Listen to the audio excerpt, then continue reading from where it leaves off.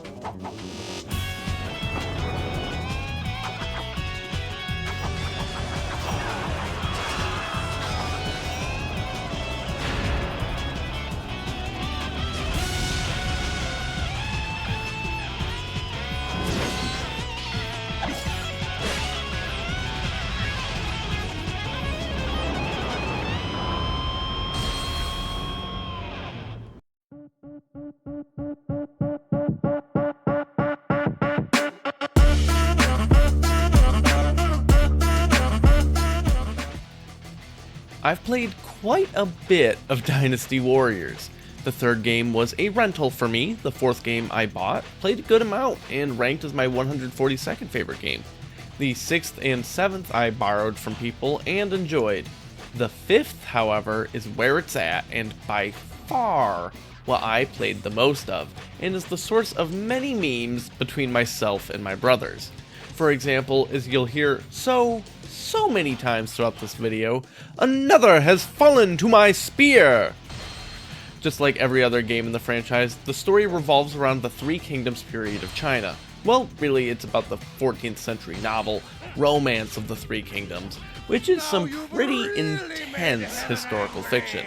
And this is a pretty intense game. Each character has its own storyline, focusing on different parts of that character's life. For the historical characters, those are often actual historical battles featuring things they supposedly actually did. Obviously, some things are dramatized for the sake of gameplay, but the broad strokes are actually there. Focusing on the same storylines for basically 5 games in a row, it got pretty refined by the time Dynasty Warriors 5 rolled around, with, I think, the best mix of realism and absurdity. Of course, all that work, and they still can't pronounce Cao Cao. They'll get it eventually, though, just not in this game. As you clear through campaigns on different characters, you'll start unlocking more and more of the roster, partially through connections in the storyline, slowly painting a larger, more interconnected view of the rich history of this time period. Granted, some characters are made up for the Romance of the Three Kingdoms, and definitely some combat situations are extremely made up for this game specifically, but it's all good fun. One thing they got right is how much of an absolute monster Lu Bu was as a warrior. In real life, Lu Bu was an unmatched warrior, but really closer to a mercenary. He didn't necessarily always follow one kingdom or one ruler or anything. He kind of bounced around a lot. Despite all of the fighting he saw and quite significant number of warlords he killed, Lu Bu didn't die in battle. This is a slight oversimplification, but basically he was arrested and hanged for political treason. In this game, though, he's insane, and you're shown that through gameplay in a very direct manner. Early on in several character storylines, you have to break into a fortress that's being guarded by Lu Bu. You're instructed to find a back way in. In fact, you're told this many times, in several ways, if you don't do it. But if you want, you can fight him, and he'll probably kick your ass, unless you've leveled up that character a ton. Leveling up in this game uses a ranking system. You start at a higher number and then actually count down. Each rank up, your stats increase. There's not really any abilities or anything you learn, with each character having their full moveset at the start, including regular attacks, jump attacks, dash attacks, and importantly, Muso attacks. There's a meter that charges from action in combat, or you can hold a button to stand still and charge it. Unleash the meter by pressing the same button again, unleashing a flurry of attacks. It'll only do a little bit if you just press it, but holding it down continues to burn up the Muso meter until it's all gone, building up to more and more attacks and then a big payoff, which is especially helpful if you can use it to juggle a tougher enemy. Most enemies are exceptionally easy to kill.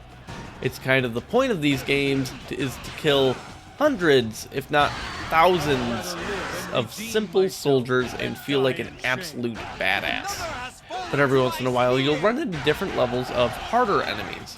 The first step up is captains.